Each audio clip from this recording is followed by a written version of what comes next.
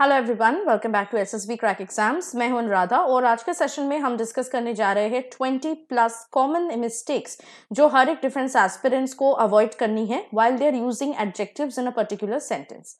Usually जो students है उनको एडजेक्टिव्स बहुत ज्यादा इजी लगते हैं because it is easy to identify an adjective in a sentence.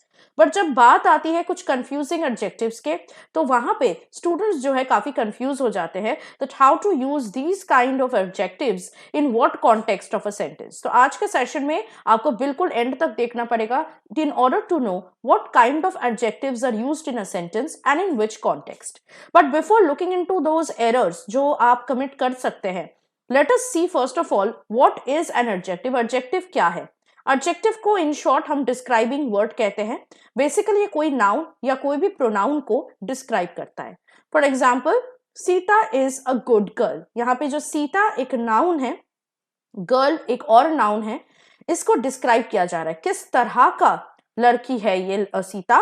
She is a good girl, वो अच्छी लड़की है। सिमिलरली ही इज नॉटी, वो कैसा है? ही इज नॉटी, वो बदमाश है। तो यहाँ पे naughty, good, they are adjectives because they are describing the noun or the pronoun used in the sentence. Now this is easy, right? अब हम एक एक करके कुछ रूल्स देख लेंगे और उसके साथ साथ मैं आपको समझाऊंगी किस तरह के मिस्टेक्स आप कमिट कर सकते हैं when you are using those rules in a particular sentence and you are using adjective in it. First and foremost rule is that adjective का कोई भी सिंगुलर या प्लूरल फॉर्म नहीं होता है, ना ही इसका मैस्कुलिन, फेमिनिन या कोई न्यूट्रल जेंडर हम यूज कर सकते हैं।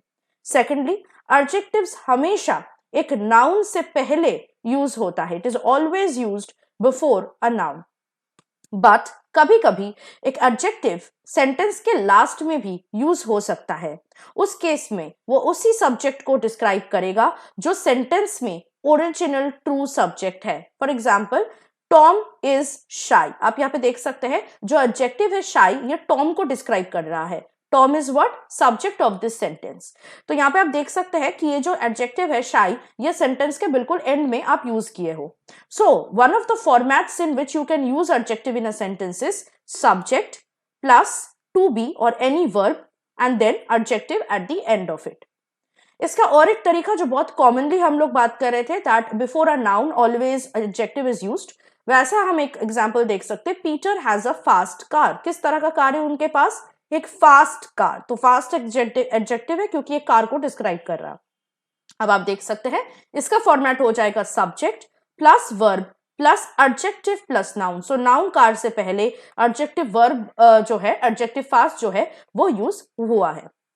सेकेंड, बहुत importantly, candidates get confuse when they are using more than one adjective in a sentence. जब एक से ज्यादा एडजेक्टिव सेंटेंस में हो तो कंफ्यूजन और भी बढ़ जाता है किस ऑर्डर में हमें कौन से एडजेक्टिव को यूज करना पड़ेगा।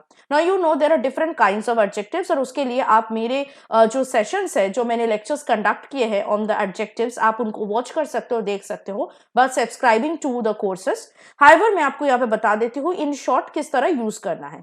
पहले आपको एक आर्टिकल या डिटरमाइनर यूज करना पड़ेगा जैसे ए एंड द। उसके बाद आपको एडजेक्टिव ऑफ क्वांटिटी या नंबर यूज करना है। उसके बाद आपको यूज करना है एडजेक्टिव ऑफ क्वालिटी और ओपिनियन। उसके बाद आपको कोई भी साइज, अगर कोई साइज है सेंटेंस में, okay, big, small, huge, tiny, तो ऐसे यूज करना है। उसके बाद आपको एज यूज करना है, old, new, 3 year old, what. उसके बाद आपको शेप यूज करना है, round, heart shaped, Oval, square, rectangular. उसके बाद आपको कलर यूज करना है जैसे red, gold, red and white. Proper adjective उसके बाद यूज करना है, proper adjective like Italian, Indian, American.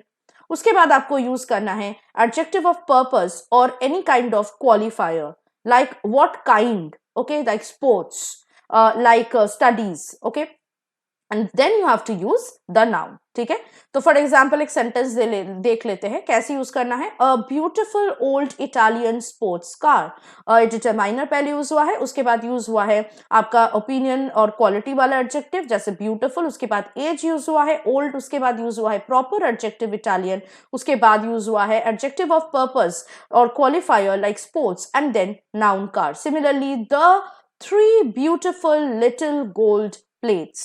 Similarly, an amazing heart-shaped red and white sofa. तो ये ऑर्डर आपको बहुत अच्छे से याद रखनी है। जब भी आप सेंटेंस में एक से ज्यादा एडजेक्टिव यूज करोगे तो आपको इसी ऑर्डर में करना होगा। Now we are going to move on to the important rules one by one and we will check what kind of errors can you commit in a sentence और इन errors से आपको बचना कैसे है। जब आप adjective of quantity जैसे much, little, enough, sufficient, whole, etc. Use करेंगे सेंटेंस में तो ये हमेशा uncountable noun या फिर singular noun के साथ यूज होगा because they denote quantity and not number. For example, you will say there was much sugar in my tea क्योंकि sugar uncountable है। A little knowledge is a dangerous thing. Little is an adjective here and knowledge जिसको ये describe कर रहा है, knowledge is an abstract noun which is again uncountable. There's enough food for everyone. Food is again uncountable noun, so enough आपने use किया। The money was not sufficient for the family to survive. Money is uncountable again, so sufficient use हुआ है। I spent the whole summer traveling through Europe. यहाँ पे summer जो है एक singular noun है। We are not talking about many summers. We are talking about one single summer जब Europe से आप लोगों ने travel किया है, मैंने travel किया है। So whole use हुआ है for the singular noun summer. Similarly यहाँ पे कुछ बहुत इंपॉर्टेंट एडजेक्टिव्स है जिसके साथ आर्टिकल्स यूज करने से या आर्टिकल्स नहीं यूज करने से बहुत सारे मीनिंग्स बनते हैं। For example the word few, this is an adjective of number. इसके साथ अगर आप आर्टिकल नहीं यूज करते हो, कोई भी article, you only using few, इसका मतलब होगा not many, that means not at all, nothing, zero. अगर आप इसके साथ आर्टिकल अ यूज करते हो, अ फ्यू, तो ये हो जाएगा a very small amount, some at least. अगर द यूज करते हो फ्यू के साथ, द फ्यू, तो ये हो जाएगा जितना भी है, जितना कम अमाउंट में है, सब का सब, सारा का सारा, whatever there is. For example, few women are true from fault, मतलब कोई भी ऐसा विमेन नहीं है, कोई भी ऐसा स्त्री नहीं है जिसके अंदर कोई फॉल्ट ना हो। सो फ्यू यहाँ पे यूज हुआ है। आप ये कभी मत सोचिएगा फ्यू मतलब बहुत कम विमेन, नो, यहाँ पे कोई भी आर्टिकल नहीं यूज हो रहा है, फ्यू यूज हो रहा है, इसका मतलब है no women. I read a few novels, मैंने बस कुछ ही नॉवेल्स पढ़े हैं, बहुत कम अमाउंट के novels. I read the few novels I had, मेरे पास बहुत कम नॉवेल्स थे और सारा का सारा मैंने पढ़ लिया है। Okay, now similarly there is another adjective of quantity called little. अब इसके साथ भी आर्टिकल्स यूज करके या ना यूज करके भी similar kind of meanings, different meanings बन सकता है। जैसे अगर आप लिटिल के साथ कोई आर्टिकल ना यूज करो, you are using only little, that means nothing, null, zero. A use करोगे तो अ लिटिल होगा, इसका मतलब है बहुत कम। और द अगर यूज करोगे लिटिल के साथ तो द लिटिल होगा, इसका मतलब है जितना भी थोड़ा सा है सब का सब, ऑलमोस्ट सिमिलर टू फ्यू। लेकिन डिफरेंस क्या है, few, a few, the few आप काउंटेबल नाउन्स के साथ यूज करोगे और little, a little, the little आप अनकाउंटेबल नाउन्स के साथ यूज करोगे। जैसे there is little water in the vase, इसका मतलब है वास में कोई भी पानी नहीं है, क्योंकि कोई आर्टिकल यूज नहीं हुआ है लिटिल के साथ। लेकिन अगर आप कहते हो a little knowledge is a dangerous thing, इसका मतलब है बहुत कम नॉलेज एक बहुत खतरनाक चीज है। Okay, so a little means a very small amount. If I say the little money I had I gave it to the poor man, इसका मतलब है मेरे पास बहुत कम पैसे थे और सारा का सारा मैंने उस गरीब आदमी को दे दिया। ओके, सो आई होप ये बहुत ही क्लियर हो गया क्योंकि ये रूल्स बहुत इंपॉर्टेंट है। नेक्स्ट रूल पे चलते हैं। वर्ड्स, कुछ वर्ड्स ऐसे हैं ओके जो एडजेक्टिव ऑफ नंबर जिनको हम कहते हैं, and they should be used only with countable nouns, और जो अनकाउंटेबल नाउन्स है उसके साथ आप हमेशा एडजेक्टिव्स ऑफ क्वांटिटी यूज करोगे। ठीक है, जो ऑलरेडी हमने एक रूल उस पर देख लिया था, जैसे सम हो गया, जैसे मच हो गया, लिटिल हो गया, ये हम अनकाउंटेबल नाउन के साथ यूज करेंगे। लेकिन एडजेक्टिव ऑफ नंबर जैसे ऑल, मेनी, सम, फ्यू, ये हमेशा काउंटेबल नाउन्स के साथ यूज करना है because you can count them, they are countable. For example, she has many pet cats, cats को आप काउंट कर सकते हो तो इसलिए आपने यहाँ पे मेनी यूज किया। Never use she has much pet cats, ये हम कभी यूज नहीं करेंगे। All my friends are planning for the trip, मेरे सारे दोस्त ट्रिप के लिए प्लान कर रहे हैं। Some students want an extra class. A few dogs are aggressive, बहुत कम ऐसे डॉग्स है जो अग्रेसिव है। I had 3 cupcakes in this morning, okay, या this morning, तो यहाँ पे 3 जो है it's also adjective of number. अब कुछ ऐसे वर्ड्स है जैसे some, all, any, no, most, जो आपने भी आई थिंक नोट किया है, जो कि आप एडजेक्टिव ऑफ नंबर और एडजेक्टिव ऑफ क्वांटिटी दोनों एडजेक्टिव के हिसाब से ही यूज कर सकते हैं। मतलब ये जो वर्ड्स है ये काउंटेबल नाउन्स और अनकाउंटेबल नाउन्स दोनों नाउन्स के साथ ही आप यूज कर सकते हो। जैसे अगर आप काउंटेबल नाउन्स के साथ यूज करो सम चिल्ड्रन आर काइंड, तो ये सही है, कुछ चिल्ड्रन जो है कुछ बच्चे काइंड होते हैं। Similarly some can also be used with adjective of quantity, मतलब अनकाउंटेबल नाउन्स के साथ भी यूज कर सकते हैं। Give me some money is uncountable, तो आप यहाँ पे सम यूज कर सकते हैं। सिमिलरली नो आप काउंटेबल नाउन्स के साथ यूज कर सकते हैं, जैसे there are no girls in the class, girls are countable nouns. या you can also use it with uncountable nouns, there is no milk in the bottle, milk is uncountable, और इसके साथ भी आप नो यूज कर सकते हैं। तो ये कुछ एक्सेप्शंस है जिसके बारे में आपको ध्यान रखना पड़ेगा। Now we will come to comparative superlative degrees of adjectives, जो कि आपको पता है जब आप एडजेक्टिव्स यूज करते हो टू कंपेयर टू पर्सन्स और थिंग्स, हम comparative degree of adjective use करते हो। जब दो से ज्यादा लोग या चीज रहते हैं उनके साथ कंपैरिजन होती है तो हम सुपरलेटिव डिग्री यूज करते हैं। अब इसमें भी कुछ रूल्स है, जैसे कुछ वर्ड्स है, कुछ कंपैरेटिव के लिए हम यूज करते हैं कुछ वर्ड्स जिसके साथ आप दैन यूज नहीं कर सकते। फॉर एग्जाम्पल अगर हम नॉर्मल एक कंपैरेटिव एडजेक्टिव ले लें, जैसे taller, you can say I am taller then my sister, मैं अपनी बहन से टॉलर हूं, ज्यादा लंबी हूं मैं। लेकिन इन वर्ड्स के लिए आप दैन यूज नहीं कर सकते, आपको इन वर्ड्स के लिए टू यूज करना होगा। अब ये कौन से वर्ड्स है? Superior, inferior, senior, junior, prior, anterior, posterior, exterior. अगर आप बहुत आसानी से इनको याद रखना चाहते हो तो आप देख सकते हो हर वर्ड्स के लास्ट में IOR, ओके, ये आ रहा है, IOR जो है ये सफिक्स आ रहा है, तो आप ऐसे इनको याद रख सकते हो।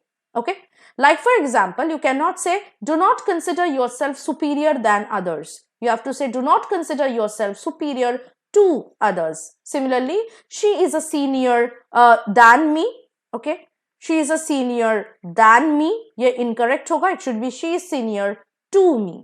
We had organized many big events prior than this one, this is incorrect, it should be we had organized many big events prior to this one. आगे बढ़ते हैं। अब जब आप कंपैरेटिव डिग्री में यूज करोगे, ये मैंने अभी कहा आपसे, जब आप कंपैरेटिव डिग्री यूज करोगे दोनों चीज या पर्सन में कंपैरिजन होनी चाहिए। सुपरलेटिव आप यूज करोगे जब जो दो से ज्यादा इंसान या थिंग्स इन्वॉल्व्ड हो। जैसे you can not say who is the tallest of these two sisters, क्योंकि दो सिस्टर्स के बीच में कंपैरिजन हो रही है, so you have to say who is taller of these two sisters. Similarly you can not say who is smarter of these 5 brothers, यहाँ पे 5 लोग हैं तो you have to say who is the smartest of these 5 brothers. ये तो बहुत ही simple है, आपको पता होगा। आगे बढ़ते हैं ना। आपने एक चीज नोटिस किया होगा कि सुपरलेटिव डिग्री से पहले हमेशा आपको आर्टिकल द का यूज करना पड़ता है। This is very very important, never forget that. So you will not say Reena is naughtiest student in the class. You will have to say Reena is the naughtiest student in the class. Similarly, you cannot say Pralay is most intelligent student I have ever taught. You have to say Pralay is the most intelligent student I have ever taught. तो यहाँ पे the का use करना बहुत ही जरूरी है। Next, अब कुछ ऐसे वर्ड्स हैं जिनके साथ आप डबल कंपैरेटिव या डबल सुपरलेटिव यूज नहीं कर सकते। This is strictly a no in English grammar, so you cannot use double comparative or double superlatives. Example देख लेते हैं। You cannot say she is more senior to me. You have to say she is senior to me. Simple. आप नहीं बोल सकते he is more taller than me. You have to say he is taller than me. You cannot say the girl is the most cleverest among her 5 sisters. You have to say the girl is the cleverest among her 5 sisters. तो double comparative और double superlative allowed नहीं है। Next, very importantly, जब एक ही इंसान एक ही चीज के अंदर या एक ही इंसान के अंदर 2-3 एडजेक्टिव्स हो, 2-3 क्वालिटीज हो और उनमें कंपैरिजन हो रही हो, तो उस केस में आपको कभी भी कंपैरेटिव डिग्री के लिए ER का यूज नहीं करना है। आपको मोर का यूज करना है। जो भी क्वालिटी उनके अंदर ज्यादा है उस क्वालिटी से पहले, उस एडजेक्टिव से पहले। एक एग्जाम्पल देख लेते हैं। अगर मैं कहती हूं कि एक लड़की है और इसमें 2 गुण हैं, ये ब्रेव भी है, ये वाइज भी है, लेकिन वाइज से ज्यादा ये ब्रेव है, यानी एक ही इंसान के अंदर मैं 2 क्वालिटीज को कंपेयर कर रही हूं, तो I will not say she is braver than wise. I will not use ER to compare here between the two qualities, because एक ही इंसान में दो क्वालिटीज है, अगर दो अलग इंसान होते तो फिर अलग बात होता। तो हम क्या बोल करेंगे, हम ब्रेव को ब्रेवर नहीं करेंगे, ब्रेव से पहले मोर यूज कर लेंगे और ब्रेवर को ब्रेव ही रहने देंगे। So it should be Shalu is more brave than wise. तो ब्रेव ही रहेगा, उससे पहले हम बस मोर ही ऐड करेंगे in order to show that Shalu के अंदर दो क्वालिटीज है, लेकिन एक क्वालिटी दूसरे से ज्यादा बेहतर है। Okay, this is very important. अब हम यहाँ पे कुछ वर्ड्स देख लेंगे और उनके मीनिंग्स जान लेंगे, जिससे बहुत सारे बच्चे कंफ्यूजन फेस करते हैं। जैसे the use of later, latest, latter and last. Very importantly अच्छे से सुनिएगा। लेटर और लेटेस्ट हमेशा टाइम को शो करते हैं, टाइम के लिए यूज किया जाता है, और लैटर और लास्ट पोजीशन को शो करते हैं। जैसे एग्जांपल ले लेते हैं, she later refuse to come, मतलब पहले वो हाँ की थी कि वो आएगी, लेकिन बाद में जाके वो रिफ्यूज कर दी कि वो नहीं आएगी। ठीक है, so later here means after some time, later बाद में। This is the latest news, ये सबसे रीसेंट न्यूज है। So latest here talks about the most recent time.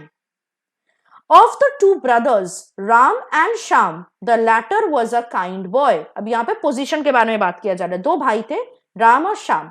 और लैटर मतलब जो बाद में आ रहा है। कौन बाद में आ रहा है? श्याम। श्याम लास्ट में है ना। लैटर जो है वो एक काइंड बॉय था, मतलब श्याम एक काइंड बॉय था। सिमिलरली लास्ट मतलब बिल्कुल आखिरी। So the last chapter is the most interesting chapter of the book. ठीक है, बुक का सबसे इंटरेस्टिंग चैप्टर कहां है? लास्ट में है, आखिर में है। ठीक है, I hope it is clear. Similarly हम यहाँ पे जान लेंगे फादर, फादेस्ट और फर्दर में क्या डिफरेंसेस है। फादर और फादेस्ट, यहाँ पे आप देख सकते हो दोनों वर्ड्स के बिगिनिंग में ही FAR फार है। फार का मतलब आपको पता है, दूर। सो फादर और फादेस्ट डिस्टेंस को शो करेंगे, और फर्दर स्पेलिंग देख लीजिएगा, FURTHER, फर्दर टाइम के बारे में शो करेगा। दैट मीन्स मोटा मोटा शब्द में फर्दर का मतलब है दोबारा, नेक्स्ट टाइम। एग्जाम्पल्स देख लेते हैं। My school is far from my house, मेरे घर से स्कूल दूर है। But it is farther from my uncle's, लेकिन मेरे अंकल के घर से वो और दूर है। ओके, सो आप देख सकते कंपैरिजन हो रही है, मेरे घर से स्कूल दूर है लेकिन मेरे अंकल के घर से और दूर है।